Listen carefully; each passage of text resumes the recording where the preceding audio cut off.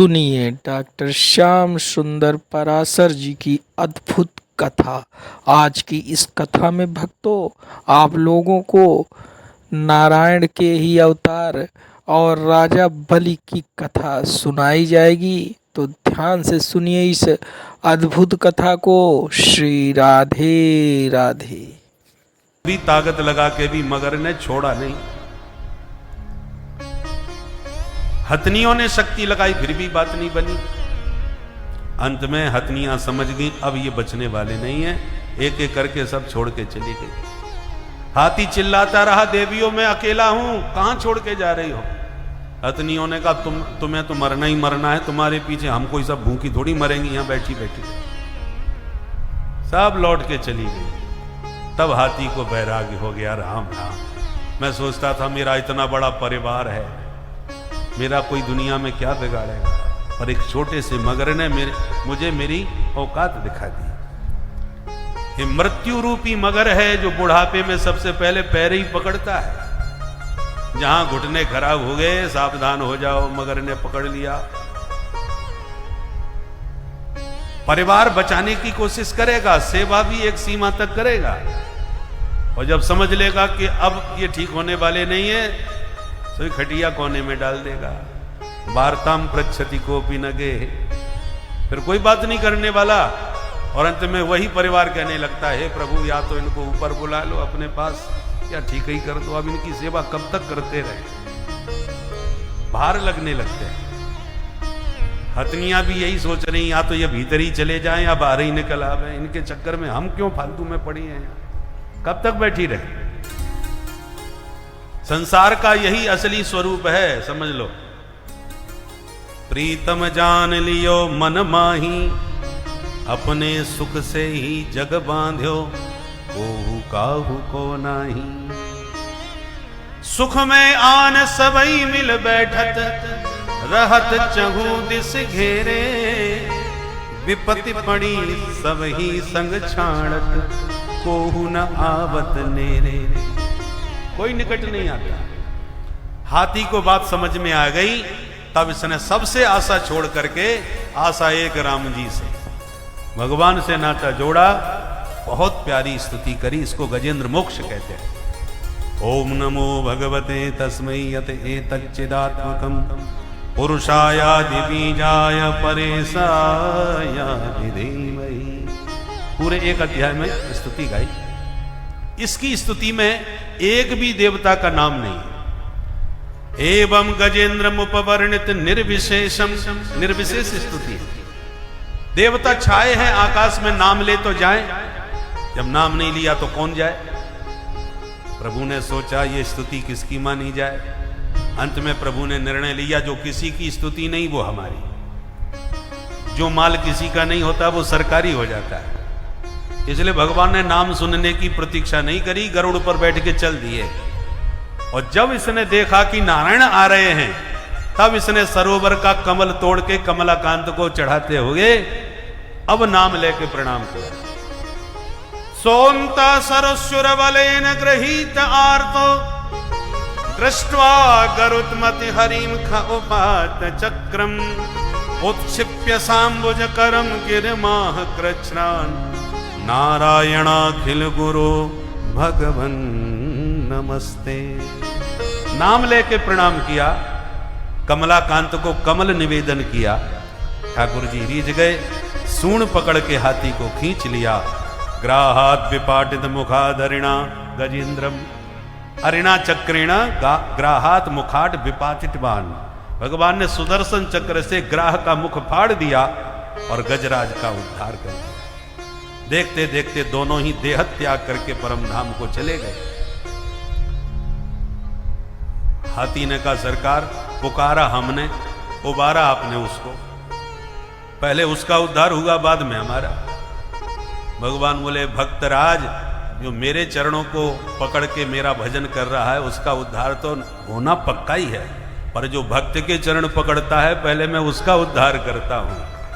इसने आकर चरण तो तुम्हारे ही पकड़े थे, इसलिए पहली गारंटी उसकी हो, जिम्मेवारी उसकी। बेटा तो सबको प्यारा लगता है, परंतु पोता उससे भी ज्यादा प्यारा लगता है।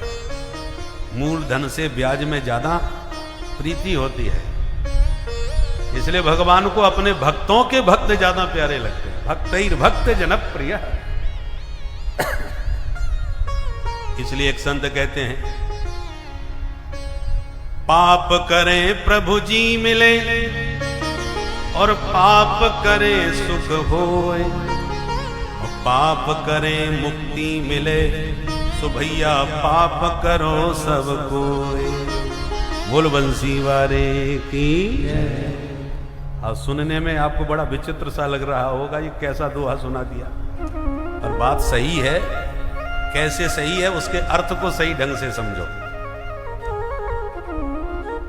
पा कहते हैं पैर को, मारत हूं पा परियत तुम्हारे, मैं पा परम कहे जगदम्बा। पा माने पैर, वैसे भी कहते पा लागू, तो पा माने पैर।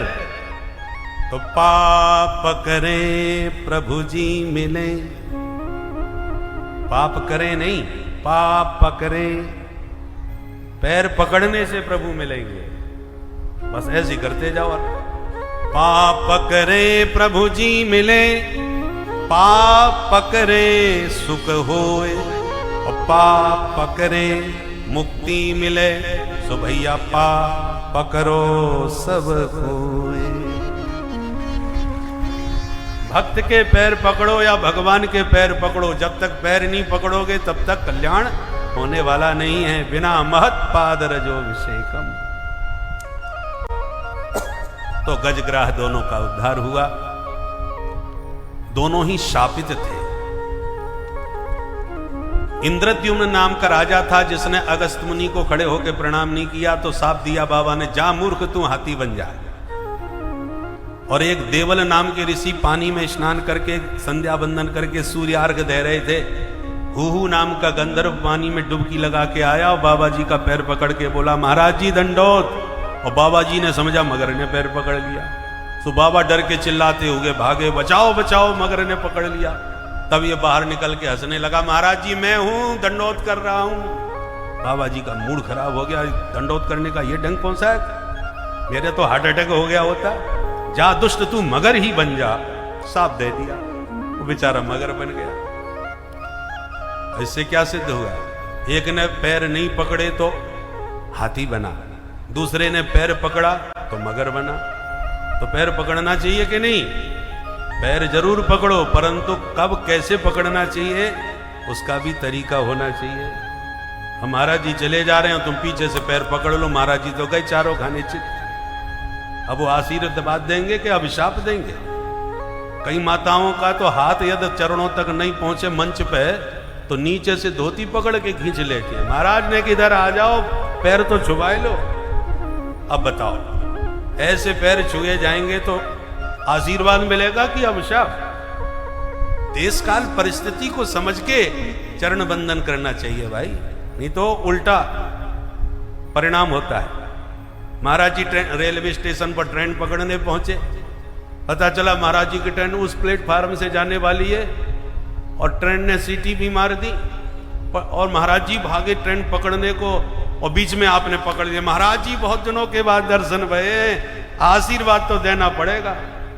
अब आशीर्वाद दें के ट्रेन पकड़े। इसलिए अनुचित समय पर यदि आपने प्रणाम किया तो उसका परिणाम भी गलत हो सकता है। देश काल परिस्थिति को देख करके दंडवत प्रणाम करना चाहिए। कुछ लोग तो चरणों में इतनी जोर से माथा पटक देते हैं भीड़ में कि महाराज पैर की अंगुलियां ही ठंडी हो जाएं। इसलिए हमको ऐसी खड़ाऊ पहननी पड़ती है कि कम से कम उंगली बच जाए। बोलो राधे राधे। इसलिए हुहू गंधर्व की तरह दंडोत मत करना। उसका नाम ही हुहू था, डराता रहता था सबको, इसलिए आज मगर बनना पड़ा। परंतु कैसे भी प्रणाम करो, संत के चरणों से तो कल्याण ही होता है। आखिर के दोनों का उद्धार तो हो ही गया।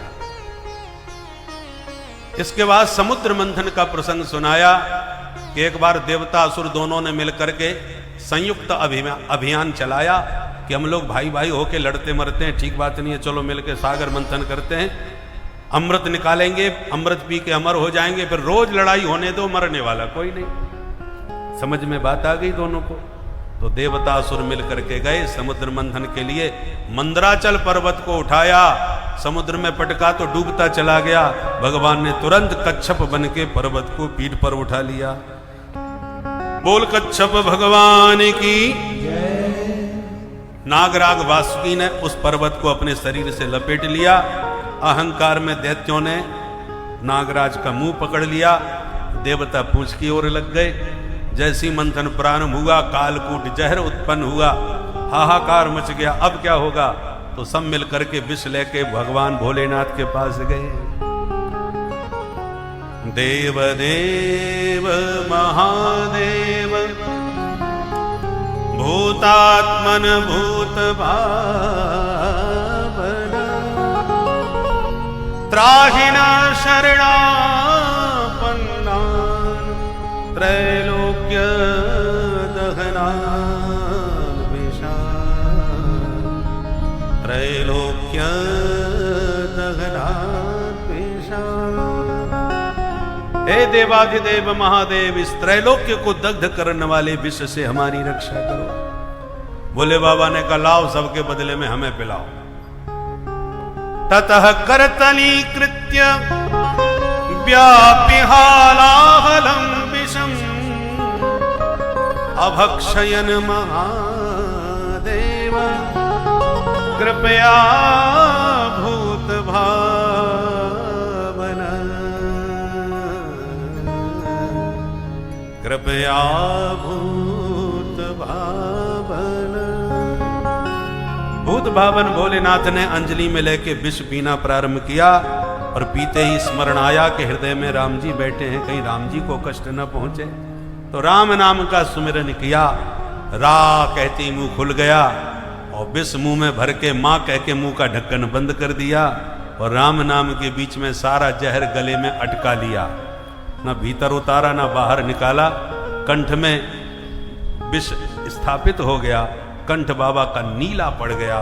तब से बाबा का नाम नीलकंठ हो गया। बोल नीलकंठ महादेव की। यच्चकार गले नीलम तच्च साधुर विभूषण। जय जयकार करते हुए पुनः सागर मंथन प्रारंभ किया। एक एक रत्न निकलने लगे। सबसे पहले हविर्धानी ततो भवत दिव्य काम धेनु गाय प्रकट हुई। गौ माता स्वर्ग की संपदा है। हमारे पूर्वजों ने, ऋषि मुनियों ने अपने तपोबल से गौ माता को धरती पर हम मानवों का कल्याण करने के लिए प्रकट किया है। स्वर्ग से गौ माता आई है और सुरसरी गंगा आई है। गंगा और गौ माता जीव मात्र के लिए अमृतदायिनी हैं। गौ माता अपने अमृत दुग्ध से हमारा भरण पोषण, लालन पालन और स्वास्थ्य लाभ देती हैं। और भगवती भागीरथी गंगा अपने पावन निर्मल जल से हमारा संताप हरती हैं, पाप प्रक्षालन करती हैं। इसलिए इन दोनों का विशेष ध्यान रखने की आवश्यकता है। ये हमारे लिए अमूल्य धरोहर हैं, गौ और गंगा। पर आज दोनों के ऊपर भयानक संकट है। गाय के ऊपर वैसी संकट छा रहा था, अब आजकल एक बीमारी और चल पड़ी है। इसने हमारी हजारों गौ माता को प्राण संकट में डाल दिए हैं। इसलिए कम से कम हम सबको अपनी गौ माता के लिए प्रातः काल या सायंकाल सोते समय या जागते समय, भगवान की पूजा करते समय निश्चित रूप से प्रार्थना करना चाहिए कि हे प्रभु, विप्र धैन सुर संत हित लीन मनोज अवतार, आपका अवतार गाय ब्राह्मणों की रक्षा के लिए होता है। तो कृपा कीजिए, इन गौ माता के ऊपर आए हुए संकट को प्रभु आप ही दूर कीजिए। प्रभु से प्रार्थना करनी चाहिए। और इसी प्रकार गंगा के ऊपर भी संकट है। अविरल निर्मल जल धारा गंगा जी की कब प्रभावित हो जाए कोई पता नहीं। इसलिए अखंड गंगा प्रवाहित हो, इसका हमें निरंतर ध्यान और प्रयास करते रहना चाहिए। बोल गौ माता की। बातें तो बहुत गाय के ऊपर कहने का मन है, परंतु आज नंदोत्सव मनाना है, समय सीमा सीमित है, इसलिए फिर आगे के प्रसंगों में चर्चा करेंगे।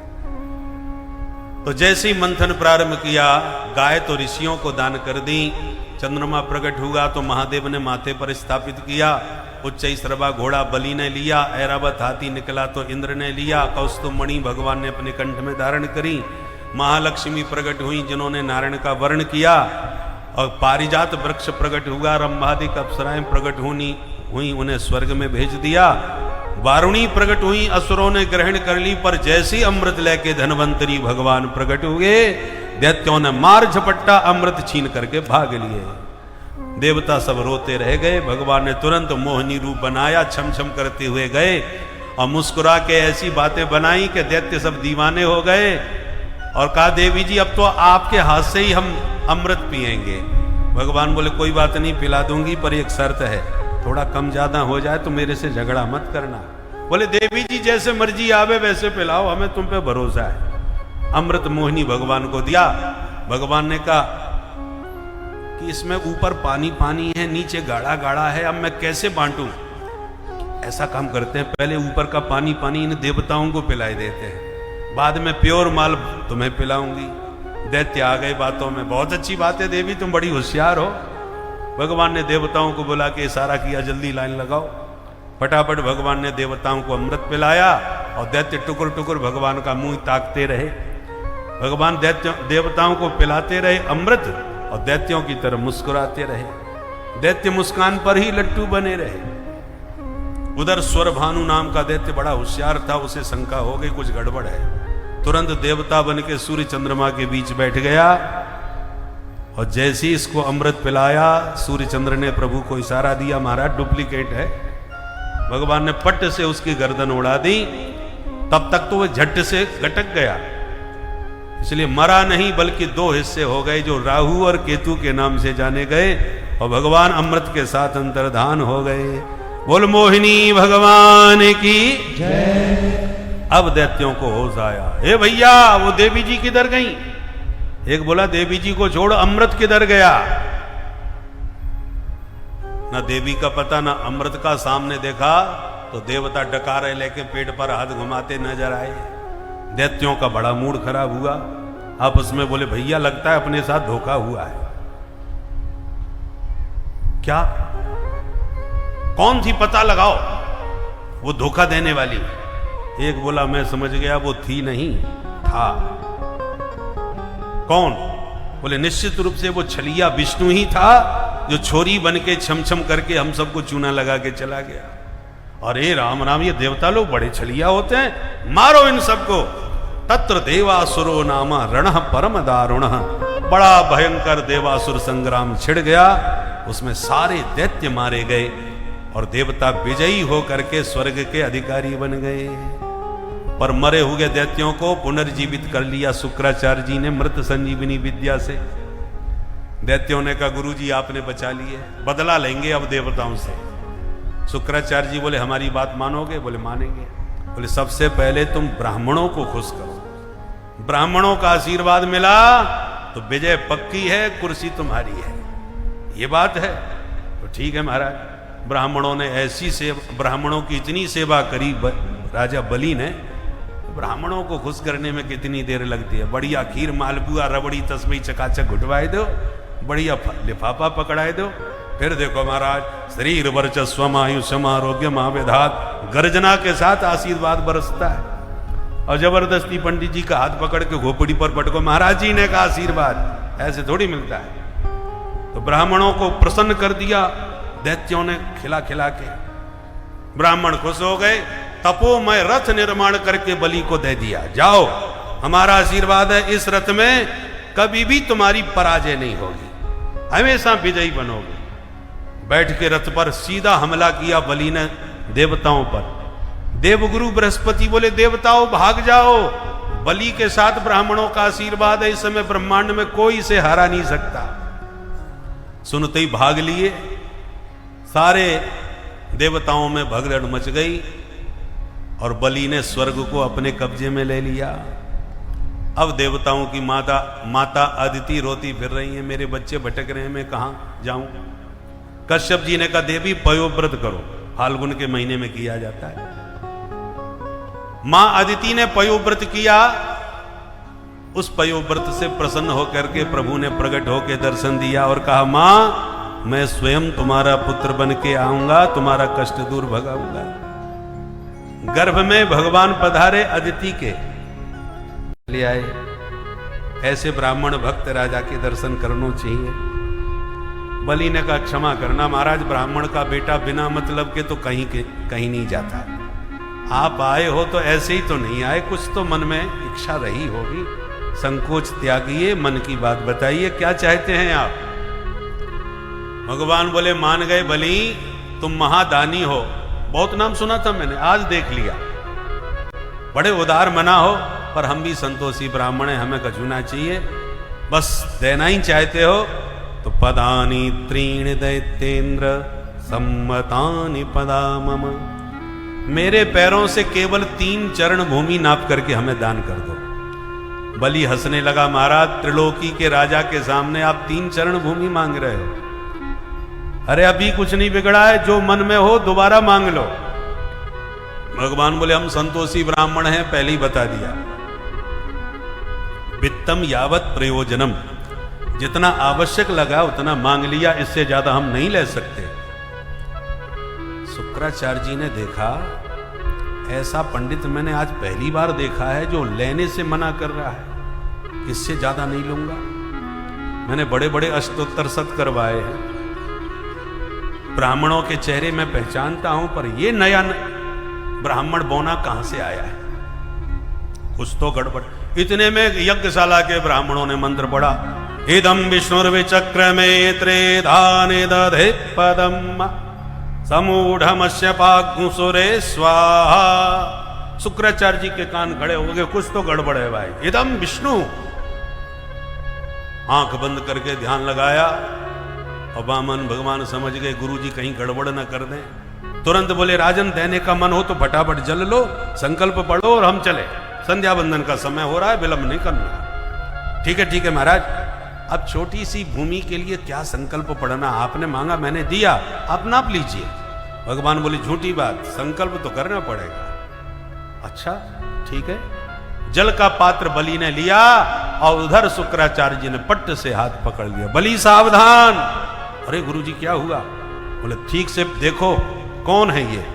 बोले, बामन है। बोले, तुम धोखा खा रहे हो, न बामन है न 53, मैंने इसको पहचान लिया। कौन है? एस भैरोचने साक्षात भगवान विष्णुरव्ययः कश्यपादद तेरे जातो देवानां कार्य साधकः। देवताओं का कार्य सिद्ध करने के लिए छलिया विष्णु पहले छोरी बन के आया था, वही बोना बन के आया है। बातों में मत आना, बर्बाद हो जाओगे। तुरंत मना कर दो, मैंने कुछ नहीं दिया। अब बलि कभी गुरुजी को देखे तो कभी प्रभु जी को। गुरुजी मैं तो वचन दे चुका, बोले तो मना कर दो। कहीं कहीं पर झूठ बोलने में कोई दोष नहीं लगता। बलि ने कहा, गुरुजी मैंने कभी जिंदगी में झूठ नहीं बोला, क्योंकि झूठ के बराबर कोई पाप नहीं होता। नहीं असत्यात परो अधर्म। बताइए, ये दैत्य हैं जो निष्ठा के साथ कह रहे हैं कि मैं वचन से पीछे नहीं हटूंगा। लोग पहले वचन के ऊपर बिक जाते थे, कुछ भी हो जाए हमारी बात का सवाल है, हम बात से पीछे नहीं हटेंगे। लोगों की बात में इतनी दम होती थी, और आज स्थिति ये हो गई है कि बात की तो बात ही छोड़ दो, लिख करके भी दे दें तो कोई गारंटी मत समझना। लिखी हुई बात से भी लोग मुकर जाते हैं। भावुकता में आकर के रसीद कटवा देंगे कि इतना चंदा हमारी तरफ से लिख लो, बाद में बोलेंगे महाराज क्या करेंगे, ऐसी समस्या है, अब फिर कभी देख लेंगे। बोलना तो छोड़ो, लिख करके भी लोग पलट जाते हैं। इसलिए बलि से सीखना चाहिए। बलि ने अभी कोई लिख के नहीं दिया था, गुरुजी ने पहले ही सावधान कर दिया था, संकल्प भी नहीं पढ़ा था। फिर भी बलि ने कहा संकल्प तो औपचारिकता है, बाकी मुंह से तो मैंने वचन दे दिया है, पीछे नहीं हटूंगा गुरुदेव। और एक बात सुनो गुरुजी, यदि ये बामन हुआ तो 3 चरण भूमि लेके चलता बनेगा, और यदि ये तुम्हारे कथनानुसार साक्षात विष्णु है तो इससे बड़ा सौभाग्य और क्या होगा कि दाता एक राम भिखारी सारी दुनिया। सारा संसार जिससे भीख मांगता है वो जगन्नाथ मेरे सामने हाथ पसार रहा है और उसको भी देने का सौभाग्य इस दास को मिल रहा है, इसलिए मैं पीछे कभी नहीं हटने वाला। गुरुजी गर्मी खा गए, बहुत बड़ा पंडित बनता है, मुझसे बहस करता है। अचरात भ्रश्यते श्रिया, जा मूर्ख तू श्रीहीन हो जा। शाप दे के गुरुजी गर्मी खा के चले गए। वामन भगवान बोले गुरु चेला झगड़ा मत करो, देना है तो हाँ करो, नहीं तो मैं चला। नहीं नहीं महाराज आप तो अपना संकल्प पढ़े। बोले लीजिए हाथ में जल। शुक्राचार्य जी ने तुरंत उस पात्र के छिद्र को अवरुद्ध कर दिया अपने शरीर से। पूरी प्रयास करने पर भी पानी की बूंद नहीं गिरी। वामन भगवान समझ गए गुरुजी ज्यादा ही गड़बड़ कर रहे हैं। पैनी कुसा निकाल करके छिद्र से बाहर से फेंक के मारी तो शुक्राचार्य जी की एक आंख गोविंदाय नमो नमः। शुक्राचार्य जी निकल के भाग खड़े हो गए। कोई दे रहा है कोई ले रहा है, हमने फालतू में ही अपनी आंख बर्बाद करी। जल हाथ में आया, भगवान ने बड़ा लंबा चौड़ा संकल्प पड़ा, हेमाद्री संकल्प बोला लंबा चौड़ा, और जैसे ही संकल्प का जल छोड़ा भगवान ने अपना विराट रूप प्रकट कर दिया। बोल विराट भगवान की। एक चरण में नीचे के सातों लोक तो दूसरे चरण में ऊपर के सातों लोक नाप डाले। बलि तीसरा चरण कहां रखूं? बलि ने कहा पदम तृतीयम कुरु शिष्ट में निजम। 2 चरणों में धन ले लिया, तीसरे चरण में इस धनवान को भी ले लीजिए। भगवान प्रसन्न हो गए और बलि के माथे पर अपना पादारविंद स्थापित कर दिया। बोल वामन भगवान की जय, भक्त वत्सल भगवान की जय। भगवान ने कहा बलि तुम सचमुच महादानी हो, तुमसे बड़ा दानी कौन होगा। तुमने अपने आप को भी दान कर दिया, इसलिए शब्द ही प्रचलित हो गया बलिदान। कोई देश के लिए बलिदान हो जाता है, कोई धर्म के लिए बलिदान हो जाता है। बलि की तरह जो अपने जीवन का भी दान कर दे उसी का नाम है बलिदान। सुखदेव जी कहते हैं परीक्षित इस प्रकार से भगवान ने बलि पर अनुग्रह किया। आगामी मनमंत्र के बलि ही इंद्र बनेंगे ऐसा भगवान ने वचन दिया, और तब तक बलि सुतल लोक के राजा बन करके शासन कर रहे हैं। सप्त चिरंजीवियों में बलि राजा का नाम आता है। आज भी बलि जीवित है।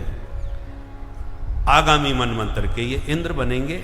जैसे 5 साल के बाद सरकार बदलती है, ऐसी प्रत्येक मनमंत्र में सारे पदाधिकारी ब्रह्मांड के बदल जाते हैं। जैसे इंद्र हैं, वर्तमान के जो इंद्र हैं उनका नाम है महाराज पुरंदर। आगामी इंद्र बनेंगे राजा बलि। तो एक मनमंत्र के लिए ये सब नियुक्ति होती है। सप्तऋषि हैं, मनु महाराज हैं, ये सब बदल जाते हैं।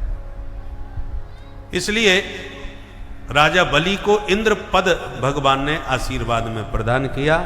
और इस प्रकार से एक बार भगवान ने मत्स्यावतार धारण करके भी प्रलय पर्यंत महाराज सत्यव्रत मनु की रक्षा की थी। इसके साथ ही अष्टम स्कंद संपन्न हुआ।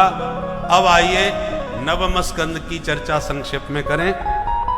समय तो पूर्ण हो रहा है, और मैंने कल संकेत किया था कन्हैया को अंधेरे में आने की आदत है, तो थोड़ा सा ज़्यादा समय नहीं लूँगा, परंतु अब जल्दी से जल्दी प्रभु को प्रकट करने का हम लोग प्रयास करते हैं। पर पहले थोड़ी सी राम जी की चर्चा कर लें, उसके बाद श्याम जी प्रकट होंगे, क्योंकि राम जी का पहले होना जरूरी है। वो मर्यादा पुरुषोत्तम है। जब तक मर्यादा को नहीं समझेंगे तब तक लीला पुरुषोत्तम समझ में आने वाले नहीं हैं। क्योंकि राम चरित्र परम पवित्र और कृष्ण चरित्र महाविचित्र। तो विचित्र कृष्ण कथा समझने के लिए पवित्र राम कथा सुननी बहुत जरूरी है। सुखदेव जी कहते हैं परीक्षित, सूर्य वंश में राम जी का प्रादुर्भाव हुआ। अथात श्रूयताम राजन। सूर्य वंश को विस्तार से कहा जाए तो 100 वर्षों में भी पूरा नहीं हो पाएगा। न शक्यते विस्तरतुम वक्तुम वर्ष सतैरपि। संक्षिप्त में सुना है। भगवान श्रीमन नारायण के नाभि कमल से ब्रह्मा, ब्रह्मा के बेटा मरीचि, मरीचि के कश्यप, कश्यप के विवस्वान, विवस्वान के श्राद्ध देव मनु, जिनकी श्रद्धा पत्नी से एक बिटिया भई पर राजा ने कहा मुझे बेटी नहीं बेटा चाहिए। तो वशिष्ठ जी ने उस बिटिया को ही बेटा बना दिया। तो बिटिया थी तो नाम था इला देवी, बेटा बन गया तो नाम हो गया सुद्युम्न। तो जो वैज्ञानिक आज चमत्कार दिखा रहे हैं, हमारे ऋषियों ने हजारों साल पहले ये चमत्कार करके दिखा दिए। भागवत इसमें साक्षी है। इन्हीं मनु महाराज के फिर बाद में 10 बेटा हुए, इक्ष्वाकु, नृग, सरयाति, प्रसद, नभग, कवि। इनमें सरयाति नाम के राजा की बेटी सुकन्या ने गलती से चबन बाबा की आंखें फोड़ दी, तो चबन मुनि से ही उसका विवाह हो गया। बाद में चबन मुनि ने अश्विनी कुमारों को बुला के न जाने कौन सा चबन प्रास खाया कि बुढ़े से जवान हो गए, बढ़िया सी आंखें भी हो गई।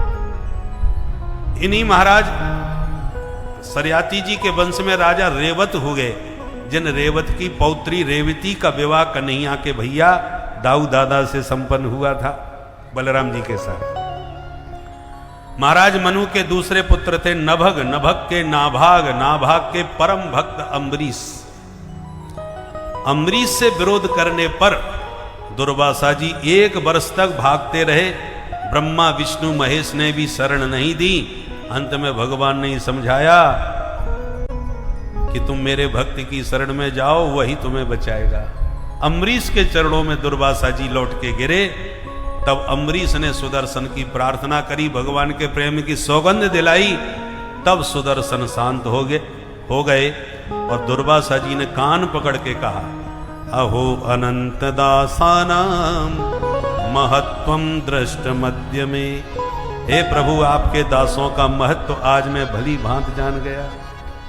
इन्हीं अम्बरीश के वंश में राजा युवनाश हुए, युवनाश के मानधाता हुए। मानधाता की 50 बेटियां सौभरी मुनि को ब्याही। इन्हीं के वंश में राजा सत्यव्रत हुए, त्रिशंकु हुए, हरिश्चंद्र हुए, हरिश्चंद्र के रोहित हुए, रोहित के बाहुक हुए, बाहुक के सगर हुए, सगर के 2 रानियां थीं, एक के हजारों बेटा हुए, पर कपिल भगवान का अपमान करके सब भस्म हो गए। तो दूसरी रानी का बेटा असमंजस, असमंजस का अंशुमान, अंशुमान के दिलीप, दिलीप के भगीरथ हुए। भगीरथ भागीरथी गंगा को स्वर्ग से भगवान शिव की जटाओं का आधार बना करके लाए। आगे भगीरथ, पीछे भागीरथी गई, और जहां सगर पुत्रों की राख पड़ी थी भस्म की, उसका जैसी गंगा मैया ने स्पर्श किया, यज्जल स्पर्श मात्रेण ब्रह्मदंड हता अपि सगरात्मजा दिवम जगमो केवलम देह भस्म भी। केवल भस्म का स्पर्श करके गंगा जी ने सबका उद्धार कर दिया। बोल गंगा मैया। इन भगीरथ के ही वंश में राजा ऋतुपर्ण हुए। ऋतुपर्ण के सौदास, सौदास के अस्मक, अस्मक के नारी कवच, नारी कवच के खट्वांग, खट्वांग के दिलीप, दिलीप के रघु, जिनके नाम से रघुवंश चला। रघु के बेटा अज, और अज के बेटा महाराज दशरथ हुए। दशरथ जी के घर में श्री राम, लक्ष्मण, भरत और शत्रुघ्न लाल जी चतुर्व्यूह रूप में प्रकट हो गए। बोले राजा रामचंद्र भगवान की जय, श्री अयोध्या धाम की जय। एक श्लोक में पूरी राम कहानी सुना दी। गुरवर थे त्यक्त राज्यो व्यचरदनुवनम पद्म पदभ्याम प्रियाया पाणि स्पर्शा क्षमाभ्याम व्रजत पतरुजो यो हरीन्द्रानुजाभ्याम। कैसे हैं हमारे राम जी, जो अपने माता पिता की आज्ञा का पालन करने के लिए अयोध्या की सुरेप्सित राजलक्ष्मी का परित्याग करके वन को चल पड़े। राजा बनने का समाचार सुनकर के हर्षित नहीं हुए, और वनवासी बनने का समाचार सुनकर के किंचित भी दुखी नहीं हुए। सारी प्रजा त्राह त्राह कर उठी। सबके प्यारे राम जी वनवासी बन के चित्रकूट में जाके वास किए। ऋषि महर्षियों को आनंद दिए। कोल भील किरातों को गले लगा करके परमानंद सबको प्रदान किए। भरत जी मनाने आए तो समझा बुझा के पादुका दे करके लौटाए। परंतु बहुत भीड़ आने लगी थी, तो भगवान वहां से निकल करके दंडकारण्य में पहुंचे। पंचवटी बनाई, वहीं कुटिया बना के रहने लगे। सूपनखा आई, भगवान ने नकटी करके भगाई। क्यों? बोले उसके लक्षण ठीक नहीं थे। भगवान का संकल्प है कि मैं अपने देश के जितने भी आतताई और आतंकवादी घुसे पड़े हैं उन सबको निपटाऊंगा या बाहर निकालूंगा, तभी अपना मुकुट अपने सिर पर धारण करूंगा। इसलिए भगवान ने जानबूझ के दंडकारण्य में झोंपड़ी बनाई, क्योंकि वहां पर सबसे ज्यादा आतंकवादी भरे पड़े थे, रावण के भेजे हुए खरदूषण आदि। सूपनखा भी थी। तो मानो सूपनखा की नाक काट के भगवान ने राक्षसों को चुनौती दी है कि अब हम आ चुके हैं, सावधान रहना। सूपनखा ने जब कहा कि महाराज तुम बड़े सुंदर हो, पर मैं भी तुमसे कम नहीं हूं, लगता है विधाता ने हमको किसी उद्देश्य से ही आज मिलवाया है। तुम सम पुरुष न मोह सम नारी, यह संयोग विधि रचा विचारी। भगवान तो चुपचाप रहे, देख भी नहीं रहे उसकी तरफ। परंतु सूपनखा समझ गई ये देवी जी बगल में बैठी हैं, इसलिए हमसे विवाह करना ये पसंद नहीं कर रहे, उनसे शर्मा रहे हैं, सकुचा रहे हैं। तो बोली चिंता मत करो, इनका तो मैं अभी 1 मिनट में नाश्ता कर जाती हूं, फिर तो विवाह कर लोगे। भगवान बोले ये बड़ी निर्लज्ज स्त्री है, भारतीय महिला तो नहीं हो सकती, जो अपने मुंह से ही अपने विवाह की चर्चा मेरी पत्नी के सामने चला रही है और अपनी शादी करवाने के चक्कर में मेरी पत्नी को ही ठिकाने लगाना चाह रही है। ये संस्कृति भारतीय नारी की नहीं हो सकती, ये बाहर से निश्चित रूप से कोई आई है, इसलिए इसको यहां से तुरंत नकटी करके भगाओ, नहीं तो भारत की संस्कृति को नष्ट कर देगी, भ्रष्ट कर देगी। इसलिए लक्ष्मण जी को इशारा किया और एक झटके में उसको नकटी करके वहां से भगा दिया। उसने खरदूषण से शिकायत कर दी, खरदूषण दल बल के साथ आया, भगवान ने तुरंत परलोक पहुंचाया। तो बड़े भैया के पास गई। रावण होशियार था, 10 खोपड़ी का था, समझ गया कि खरदूषण मोहि सम बलवंता, तिन्ह को मारे बिनु भगवंता। खरदूषण को मारने वाला सामान्य व्यक्ति तो हो नहीं सकता, इसलिए बल से नहीं विवेक से काम लेना चाहिए। साधु बन के गया, किशोरी जी का हरण करके ले गया। राम जी बहुत रोए, किस बात पर? कि जानकी ने अपने जीवन में एक चीज हमसे मांगी, सोने का मृग, और वो भी मैं अपनी प्रिया का मनोरथ पूर्ण नहीं कर पाया, सोने का मृग नहीं दे पाया। पर करता क्या, डुप्लीकेट निकल पड़ा। जो सोने का मृग मांगा था वो नकली था। अब मैं अपनी प्रिया को वचन दे चुका था मृग देने का, तो असली सोने का मृग अब कहां से ढूंढ के लाऊं?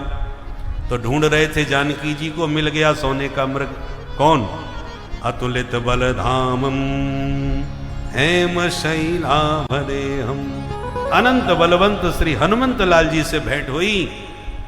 और बानरों को भी मृग कहा जाता है।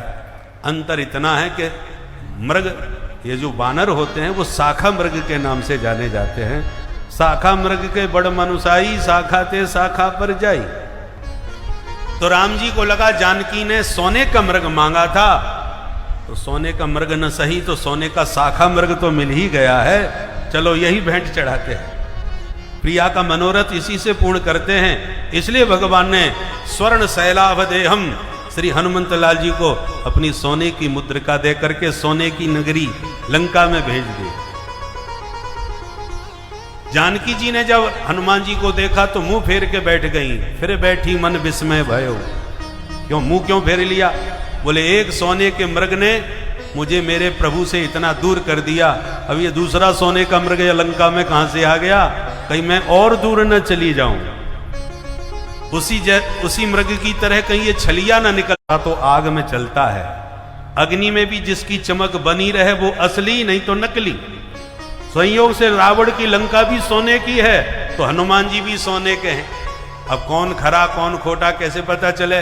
लगे हाथ परीक्षा हो ही गई। रावण नहीं अपने सेवकों से हनुमान जी की पूंछ में आग लगवा दी। हनुमान जी की पूंछ में आग लगी तो हनुमान जी ने रावण की मूंछ में आग लगा दी। उसकी लंका उसी की आंखों के सामने जला करके राख में मिला दी। और अपनी पूंछ का बाल बांका भी नहीं होने दिया। समुद्र स्नान करके माता जानकी जी के सामने आके खड़े हो गए। जानकी जी को पूर्ण विश्वास हो गया बिल्कुल खरा सोना है, खोटा सोना होता तो अग्नि में स्वाहा हो गया होता। खूब अनंत आशीर्वाद दे करके हनुमान जी को विदा किया। हनुमान जी ने समाचार राम जी को लाके सुना दिया। राम जी ने तुरंत समुद्र पर सेतु का निर्माण किया और लंका में प्रविष्ट होकर के खल दव दहन, जैसे दावाग्नि वन को दग्ध कर देती है, ऐसी राम जी की क्रोधाग्नि में सारे निशाचर लंका के समाप्त होते चले गए। मेघनाथ, रावण, कुंभकर्ण आदि सब समाप्त हो गए। सारी लंका के दुष्ट निशाचरों का संहार करा के शरण में आए हुए विभीषण को लंकाधिपति बना के और अग्नि में प्रविष्ट जानकी जी को अग्नि परीक्षा के द्वारा, अग्नि के द्वारा पुनः प्राप्त किया और पुष्पक विमान में आरूढ़ होकर के परिकर के साथ प्रभु 14 वर्ष के बाद पुनः अयोध्या के अवधेश बन करके सिंहासन पर विराजमान हुए। ऐसे श्री राजा रामचंद्र भगवान के पाद पद्मों में हम सब मिल करके प्रणाम करते हैं। बोल राजा रामचंद्र भगवान की जय। अब राम जी को प्रणाम करके अब चलते हैं नंद भवन की ओर, नंद महोत्सव मनाने के लिए। और राम जी को प्रणाम किया है तो आइए एक बार सब मिल करके प्यार से राम जी की थोड़ी 2 मिनट में स्तुति कर लें, फिर नंद महोत्सव मनाएंगे। केवल 5-7 मिनट और। श्री रामचंद्र कृपालु भजो मन हरन भव भय नारु। श्री रामचंद्र कृपालु भज मन हरन भव भय नारु। नव कंज लोचन कंज मुख कर कंज पद कंजारुणम। नव कंज लोचन कंज मुख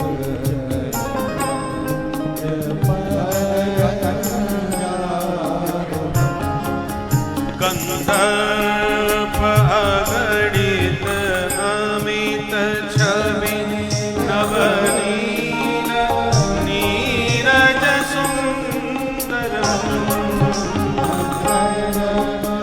अगणित अमित छवि नवनील नीरज सुंदर।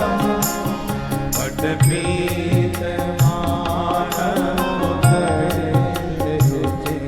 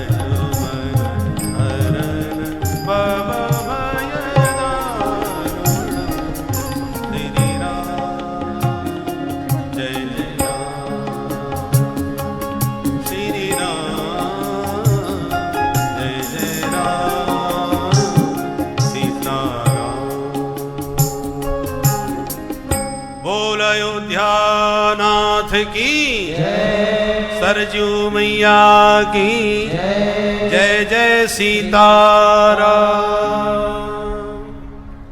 अथात श्रूयताम राजन वंश सोमस्य पावन। अब सोम वंश सावधान होकर श्रवण करें। भगवान श्रीमन नारायण के नाभि कमल से ब्रह्मा, ब्रह्मा के बेटा अत्रि, अत्रि के बेटा चंद्रमा, चंद्रमा के बेटा बुध, बुध के बेटा पुरुरवा, इन्हीं का दूसरा नाम ऐल। राजा ऐल का उर्वशी अप्सरा से विवाह हुआ, बेटा हुए 6 आयु, श्रुतायु, सत्यायु, रय, जय और विजय। इसी वंश में आगे चल के राजा हुए नहुस, नहुस के भी बेटा 6 यति, ययाति, संयाति, आयति, वियति और कृति। उसमें जो ययाति थे उनके 2 विवाह हुए देवयानी और शर्मिष्ठा से। दोनों रानियों से 5 बेटा हुए, यदु, तुर्वसु, द्रुह्यु, अनु और पुरु। सबसे छोटे बेटा पुरु थे, जिन पुरु वंश में महाराज दुष्यंत हुए, जिन्होंने शकुंतला से विवाह करके परम प्रतापी पुत्र भरत को जन्म दिया, जिस भरत वंश में परीक्षित तुम्हारा जन्म हुआ है। अब जो बड़े बेटा यजाति के थे उनका नाम था यदु, उनसे यदुवंश चला, जिस यदुवंश में भगवान श्री कृष्णचंद्र का प्रादुर्भाव हुआ। यदुवंश में महाराज अजमीढ़ हुए, देवमीढ़ हुए, सूरसेन हुए, आनक दुंदुभी हुए। आनक दुंदुभी कोई बड़े होकर के नाम पड़ा वसुदेव। वसुदेव जी की पत्नी देवकी के गर्भ से 8 बेटा 1 बिटिया भई। उसमें बिटिया परीक्षित तुम्हारी दादी मां थी, जिनका नाम है सुभद्रा। अष्टमस्तु तयोरासीत स्वयमेव हरि किल सुभद्रा च महाभागा तब राजन पितामही। भगवान कृष्ण की छोटी बहन सुभद्रा तुम्हारी पितामही दादी मां परीक्षित। भगवान की बहन सुभद्रा का विवाह अर्जुन से हुआ, अर्जुन के बेटा अभिमन्यु, अभिमन्यु के बेटा परीक्षित, जो कथा सुन रहे हैं। इसलिए तब राजन पितामही कह के परिचय दिया। एक श्लोक में जब कृष्ण कथा भी फटाफट सुना दी तो परीक्षित घबरा गए, हाथ जोड़ के खड़े हो गए और यहीं से 10वें स्कंद में प्रवेश हो गया। गोकुल की ग्वाल मंडली थोड़ी देर में आवे, भैया शांत होके एक जगह बैठ जाओ, ये ग्वालों की भीड़ कहां पीछे पीछे लगाए फिर रहे हो। जब गोकुल में कन्हैया पहुंच जाएं तभी आप लोग हल्ला मचाएं, और मथुरा में ही हल्ला मचा दिया तो मामा कंस कौन गली से आ जाए कोई गारंटी नहीं। इसलिए मथुरा में भगवान जब तक रहे तब तक आप लोग बिल्कुल शांत रहें। गोकुल में पहुंचने के बाद चाहे जितना हल्ला मचा। कुलवंशी वारे की कथितो वंश विस्तारो भवता सोम सूर्यो राज्ञां चोभय वंश्यानां चरितम परमाद्भुतम। परीक्षित ने प्रश्न किया, महाराज आपने सूर्य चंद्र वंश की वंशावली तो विस्तार से सुनाई, और जब मेरे प्रभु की चर्चा आई तो आपने बड़ी चटपटी दिखाई। मुझे आपसे विस्तार पूर्वक कृष्ण कथा सुननी है। मैं जानना चाहता हूं कि परम धर्मशील यदुवंश में मेरे प्रभु का प्रादुर्भाव कैसे हुआ। कृष्ण कथा भवरोग की मीठी दवा है, होम्योपैथिक दवा। 2-2 गोली 2-2 घंटे में चूसते जाओ, मुंह भी मीठा हो जाए, बीमारी भी जड़ से मिट जाए। ऐसे भगवान की जो मधुर कथा है, मधुराधिपते अखिलम मधुरम, माधव की मधुर कथा प्रेम से बैठ के सुनते जाओ, और सुनने से लाभ ये मिलेगा, भवौ सदा श्रोत्र मनोभिरामात्, सुनने में परमानंद प्राप्त करोगे। और यह हरि कथामृत जब हृदय में जाएगा तो जन्म मरण रूपी तुम्हारा भवरोग हमेशा के लिए समाप्त हो जाएगा। भवरोग की औषधि है भगवान की ये मधुर कथा। परीक्षित कहते हैं, भगवान मेरे पितामहों को कौरवों की सैन्य सागर से प्रभु ने पार लगाया था, उन्हीं प्रभु ने मेरी मां के गर्भ में आकर के मुझे नया जीवन दिया था, इसलिए उनकी कथा में कंजूसी नहीं होनी चाहिए, विस्तार से सुनाइए। मैं जानना चाहता हूं मां शब्द में ही कितनी ममता होती है, और जिसके नाम में 2-2 मां हो, मां मां, तो मामा तो और प्यारे होने चाहिए, फिर भगवान ने मामा जी को क्यों मार दिया। मेरे मन में बहुत से प्रश्न उठ रहे हैं, आप विस्तार से मुझे कृष्ण कथा सुनाएंगे, समाधान अपने आप हो जाएंगे। सुखदेव जी बोले परीक्षित पहले कुछ बाल भोग कर लो, नाश्ता पानी कर लो, फिर कथा सुनाऊंगा। परीक्षित बोले महाराज एक दिन की भूख बर्दाश्त नहीं हुई, मैं बाबा जी के गले में मरा सांप डाल आया। पर आज मैं सच कहता हूं 4 दिन हो गए बिना कुछ खाए पिए, पर नैसा च दुस्सहा क्षुण्माम त्यक्तो दमपि बाधते पिबंतम त्वन मुखाम भोज च्युतम हरि कथामृतम। 4 दिन हो गए पर मुझे न भूख लग रही है न प्यास। ऐसा क्या खा लिया? बोले महाराज पिबंतम त्वन मुखाम भोज, आपके मुखारबिंद से जो हरि कथामृत का अमृत झर रहा है, इस अमृत को पीने से न भूख लग रही है न प्यास, आप तो चकाचक बस यही पिलाते रहिए। तब सुखदेव जी गदगद हो गए। देखो भाई, श्रोता यदि श्रोता तो वक्ता फिर वक्ता, और श्रोता यदि सोता तो वक्ता फिर वक्ता। बोलो राधे राधे। श्रोता यदि जिज्ञासु बन के भाव से सुनता है तो वक्ता बड़े आनंद के साथ उमंग भर के सुनाता है, और श्रोता यदि सोता है तो वक्ता फिर वक्ता है, अपना टाइम पास करता है। इसलिए सुखदेव जी परीक्षित की इस जिज्ञासा से बहुत गदगद हो गए। वक्ता को बड़े भाग्य से बढ़िया श्रोता मिलते हैं, नहीं तो वक्ता को बढ़िया श्रोता न मिले तो वक्ता क्या सुनावे, किसको सुनावे। इसलिए सुखदेव जी खुश हो गए परीक्षित की जिज्ञासा पर। बोले परीक्षित अब ध्यान से सुन, जब इस पृथ्वी पर चारों तरफ अत्याचार, दुराचार, भ्रष्टाचार, पापाचार व्याप्त हो गया, पृथ्वी पीड़ित हो गई और गाय बन के गोविंद की शरण में गई, देवताओं ने मिलके पुरुष सूक्त से भगवान की स्तुति करी। भगवान ने ब्रह्मा जी को प्रेरित किया, ब्रह्मा जी जाओ सबको समझाओ। तो ब्रह्मा जी ने सबको आदेश दिया, सुनो भाई देवताओं, हमारी बात हो गई ऊपर।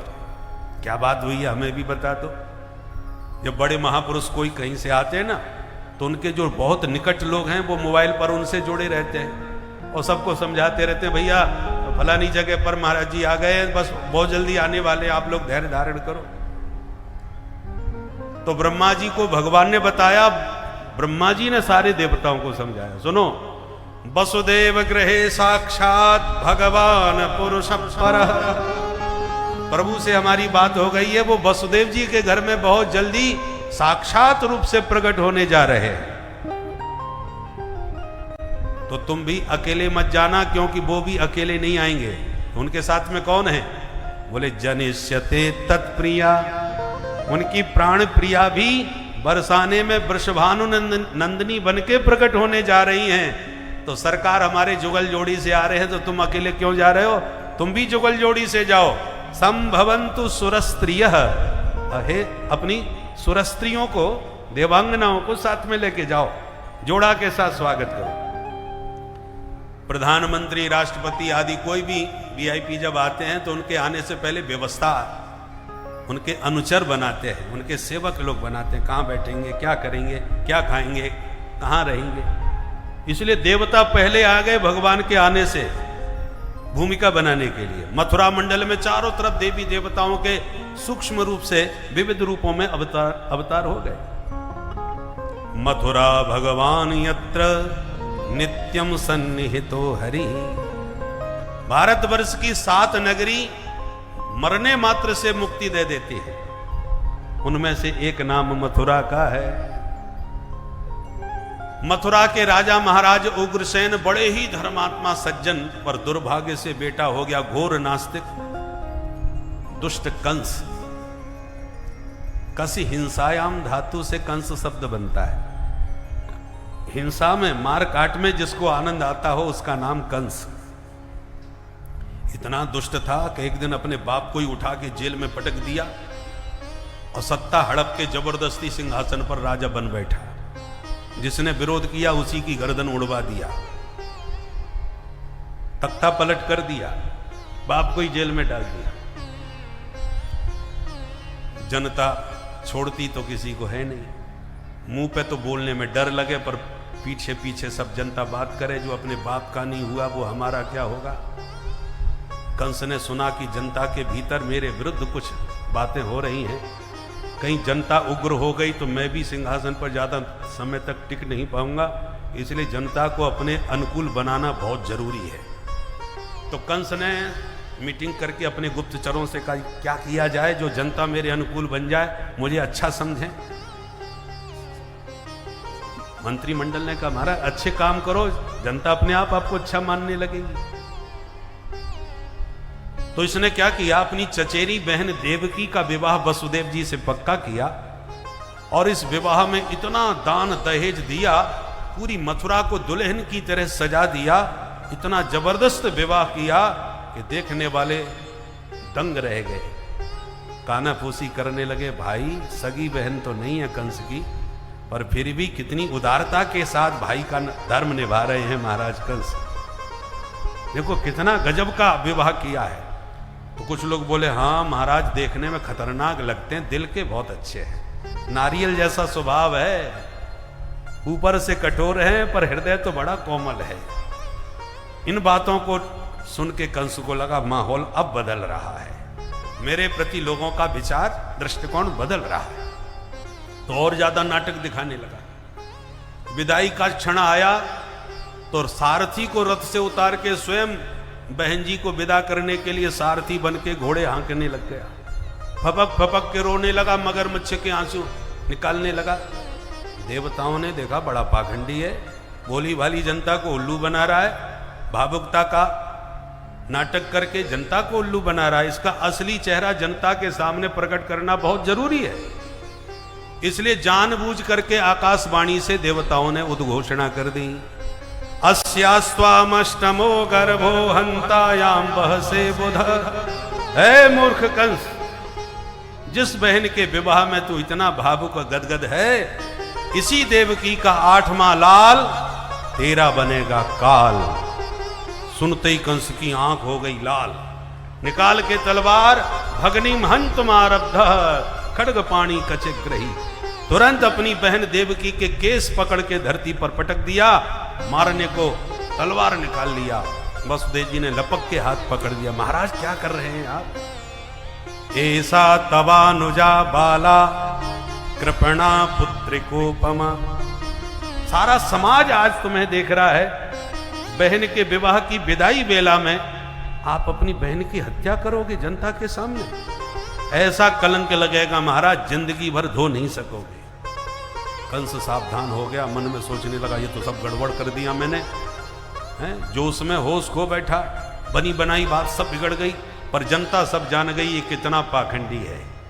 1 मिनट पहले रो रहा था बहन जी के प्रेम में, उसी बहन की हत्या करने को तलवार तान के खड़ा हो गया। दुष्टों का प्रेम पानी की लकीर है, न बनते देर और न मिटते देर। कंस सजग हो गया, पर वसुदेव जी ने समझाया, महाराज तुम्हारा काल देवकी नहीं है, ये तुम्हारी छोटी बहन है जो बेटी के बराबर होती है।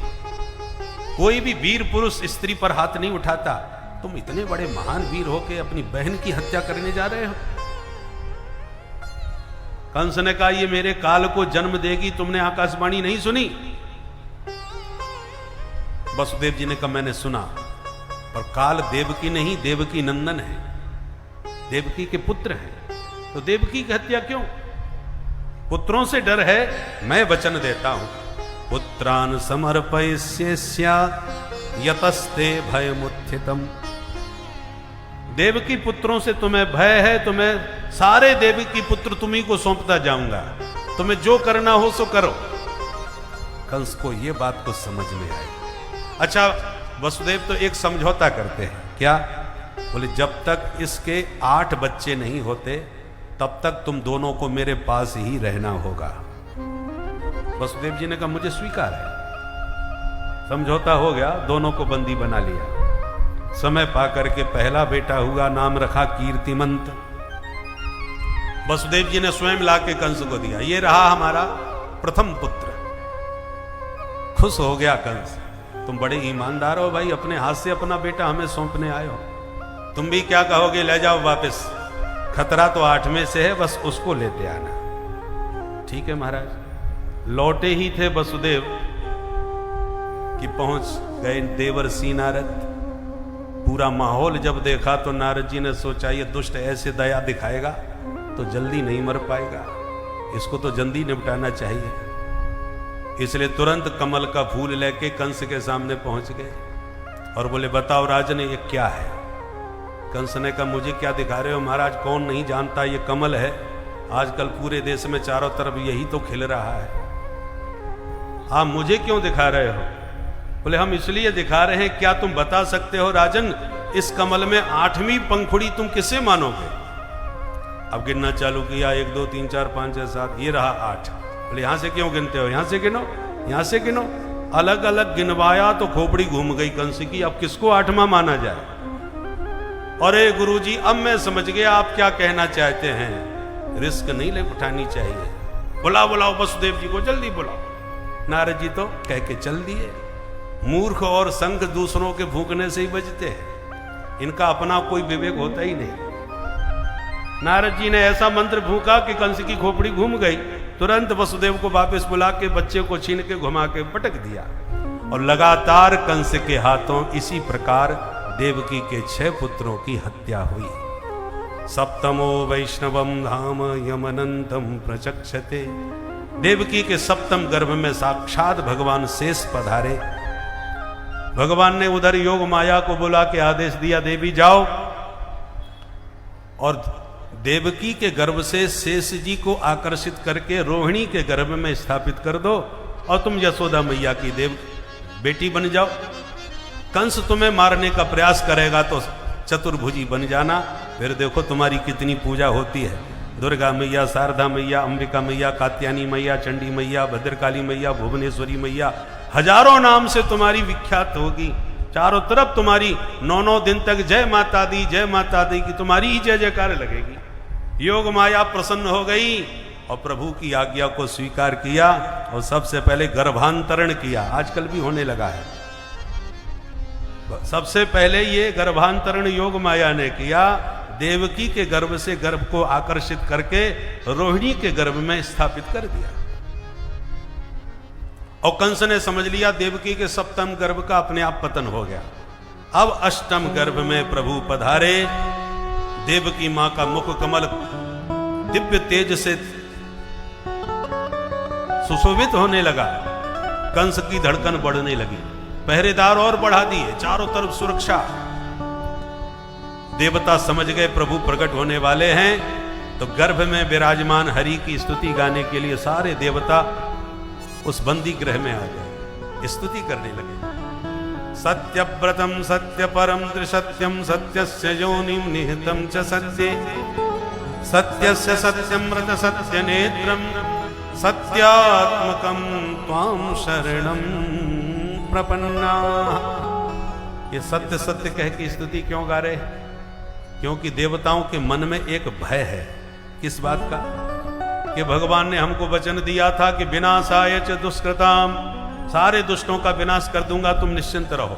तब से हम निश्चिंत बैठे थे। अब भगवान अवतार तो ले रहे हैं दुष्टों को मारने, पर जितने दुष्ट हैं सब इन्हीं के रिश्तेदार बने बैठे हैं।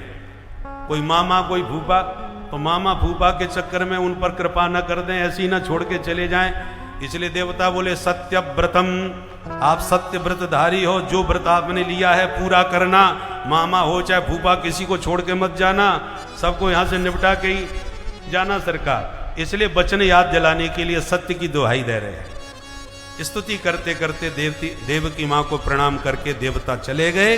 और अथ सर्वगुणोपेतः कालः परम शोभनः। अब प्रभु के प्राकट्य का शुभ समय आ गया। भादों का महीना आ गया, कृष्ण पक्ष आ गया, अष्टमी तिथि आ गई, बुधवार आ गया, रोहिणी नक्षत्र आ गया, हर्षण योग आ गया, बवकर्ण आ गया, मध्यरात्रि 12 बजे का समय हो गया। राम जी दिन में तो श्याम जी रात में, राम जी शुक्ल पक्ष में तो श्याम जी कृष्ण पक्ष में, क्योंकि राम जी बिल्कुल सीधे और श्याम जी थोड़े टेढ़े, तो सब मामला अलग है, ढंग का है। एक कहावत है, सीधी उंगली से घी ना निकले तो टेढ़ी करनी पड़ती है। तो पहले तो राम जी बन के भगवान सीधे ही बने, पर जो काम सीधे बन के नहीं कर पाए उसके लिए टेढ़े बन करके आए। तो जैसे भगवान शंख चक्र गदा पद्म लेकर के बंदी गृह में प्रकट हो गए, बोल बाल कृष्ण लाल की, वो चतुर्भुज रूप देख के देवकी वसुदेव ने प्रणाम किया, दिव्य भगवान की स्तुति गाई। भगवान मुस्कुरा के बोले, माँ बेटा बनते ही हमें गोकुल में छोड़ आना, वहां से कन्या को उठा लाना, बाकी किसी से बिल्कुल मत घबराना।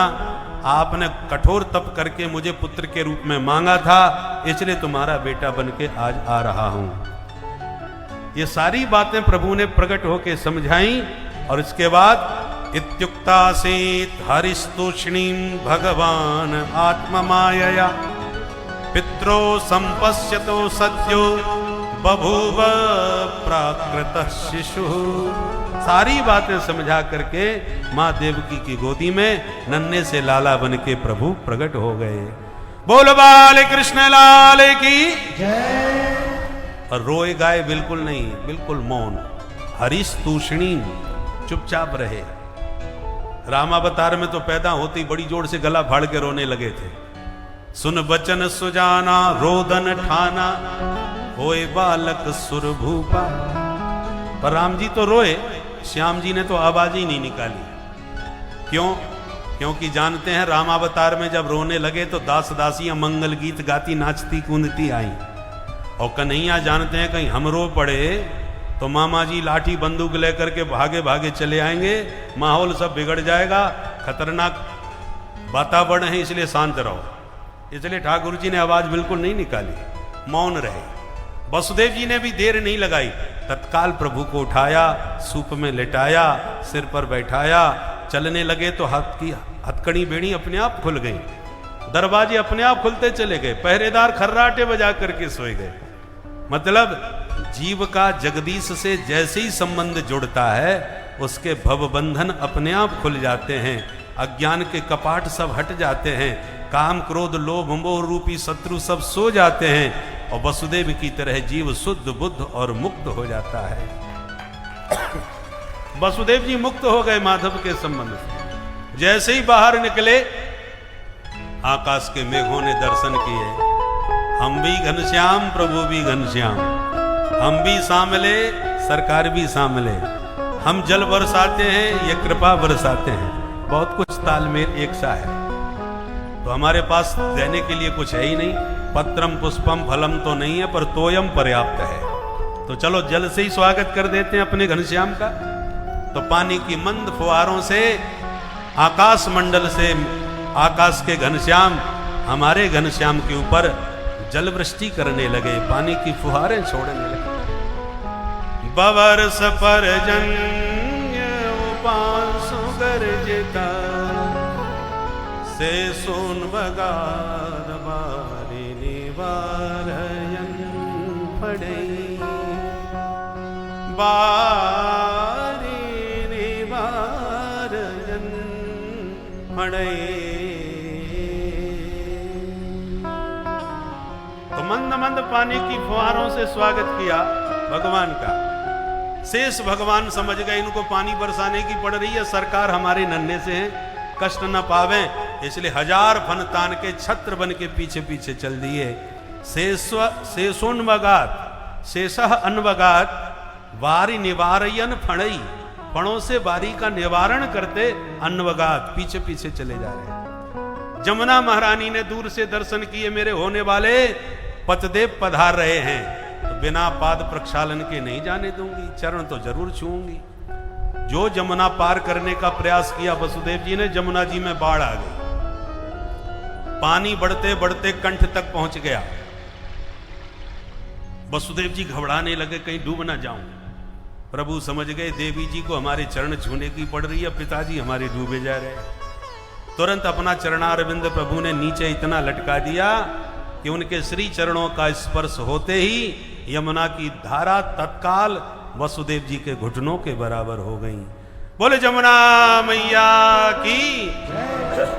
एक संत कहते हैं ये बात नहीं थी, तो क्या बात थी?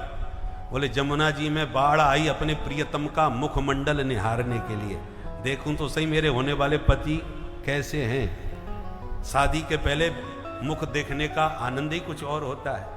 तो जमुना जी के मन में भी उमंग उठी, तो जैसे ही उमंग यमुना की तरंग में उठी मुखमंडल निहारने को,